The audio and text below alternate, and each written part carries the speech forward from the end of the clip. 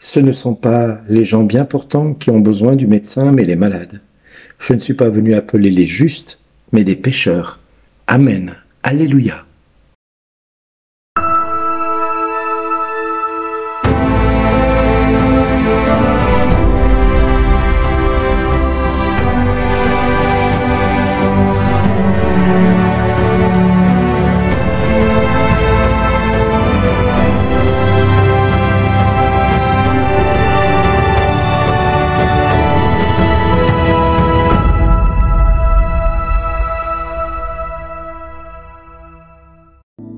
Aujourd'hui, le message vous est adressé par Bernard Dill.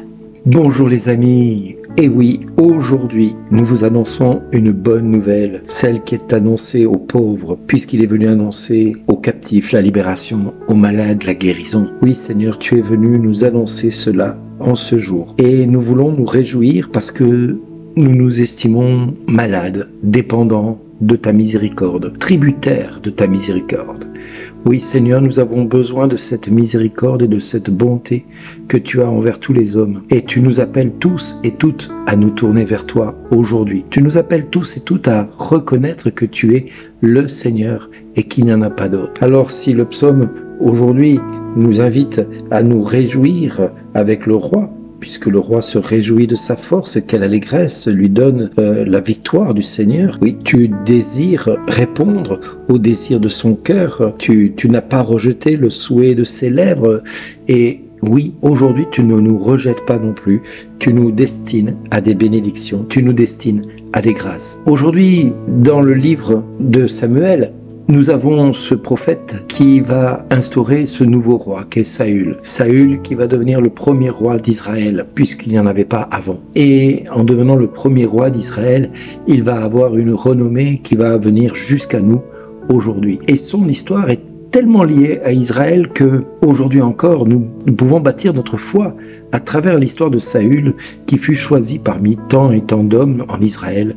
Mais celui-ci était beau, jeune, vigoureux, il avait tout pour plaire, il dépassait d'une tête tout le monde, et oui, il était le plus beau en Israël, était-il dit de lui. Alors bien évidemment, on encense un petit peu le futur roi, parce qu'il est important qu'on le reconnaisse comme étant celui qui a été choisi par Dieu. Dieu ne choisit pas des mécréants, c'est bien connu, hein. Dieu ne choisit pas des gens difforme. Non, c'est pas du tout dans l'attitude de Jésus. Hein.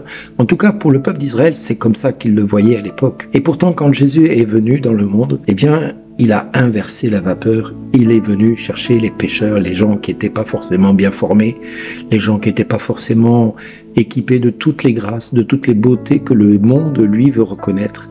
Alors si Saül avait la beauté d'un jeune et beau et vigoureux homme, comme Israël n'en avait jamais connu, eh bien aujourd'hui nous pouvons nous estimer heureux que Jésus soit venu dans le monde, parce que sinon nous serions toujours avec cette pensée-là que Dieu ne choisit que des gens super héroïques, costauds, forts, des superman, des superwoman.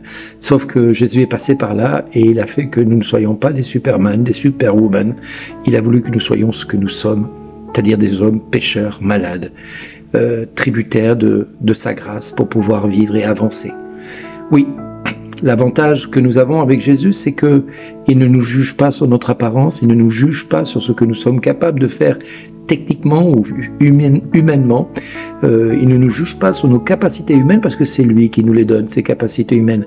Non, il nous juge sur notre cœur, sur notre relation que nous allons développer avec lui. Et nous avons une petite mère, Teresa de Calcutta, qui n'était pas bien grande, qui n'avait pas grande envergure et qui pourtant a rayonné dans le monde entier. Nous avons un abbé Pierre qui n'avait pas forcément grande auréole de sainteté dans sa vie de tous les jours et pourtant Dieu l'a choisi pour s'occuper d'Emmaüs. Nous avons également sœur Emmanuelle du Caire qui elle aussi parlait avec ses mots, avec sa simplicité d'enfant de Dieu et ne mâchait pas ses mots et et a eu un rayonnement que personne ne peut lui contester. Mais également du monde évangélique, nous avons Benny Hinn, qui était un homme bègue de par nature. Depuis toute petite enfance, il était bègue et Dieu en a fait un chevalier, un guerrier, un homme aux mille éclats de gloire et de manifestation de sa gloire, parce qu'il a vu en ces hommes et ces femmes cette docilité à l'Esprit Saint, cette docilité à reconnaître d'abord qu'ils sont pécheurs, cette docilité à reconnaître qu'ils sont tout petits devant la face de Dieu et qu'ils ont besoin de Dieu pour exister, et que sans la présence de Dieu, ils ne peuvent pas être présents dans notre monde et ils ne peuvent pas rayonner.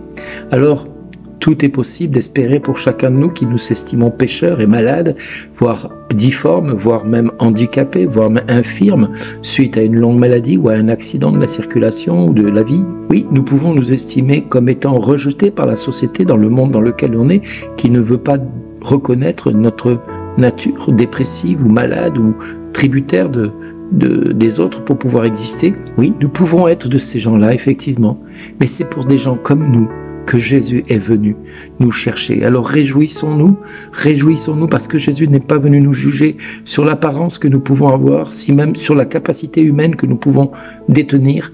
Non, il n'est pas venu non plus nous choisir en fonction de notre intellect ou de notre savoir. Non, il est venu nous choisir parce qu'il connaît notre cœur et qu'il scrute le cœur de chaque être humain, et il connaît les pensées de chaque être humain. Avant même qu'un mot ne parvienne à ma bouche, déjà toi, Seigneur, tu le sais, nous dit la parole de Dieu. Eh bien oui, si tu connais déjà les mots qui parviennent à ma bouche, avant même que j'ai eu le temps de les formuler, eh bien Seigneur, tu connais mon cœur bien plus que moi je ne le connais, et tu m'appelles à te suivre, tu m'appelles à te servir avec ce que je suis, avec la pauvreté dans laquelle je suis, et que je sois bègue, sourd, muet, petit de taille, handicapé, infirme ou bien portant, Seigneur, toi, tu n'as besoin que de mon oui, et que de mon oui uniquement. Alors aujourd'hui, je te dis oui, Seigneur, je te choisis parmi tout ce que je pourrais avoir comme meilleure proposition dans le monde. Je te choisis comme mon Seigneur et mon Dieu, et je fais de toi ma joie, je fais de toi mon espérance, ma vie et mon bonheur.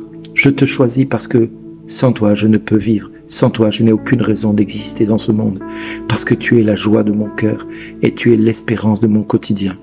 Tu es celui qui me guide, tu es celui qui me précède et tu es celui qui me restaure. Merci Seigneur Jésus de venir jusqu'à moi et de me dire encore aujourd'hui, pour cette journée qui commence, merci d'exister.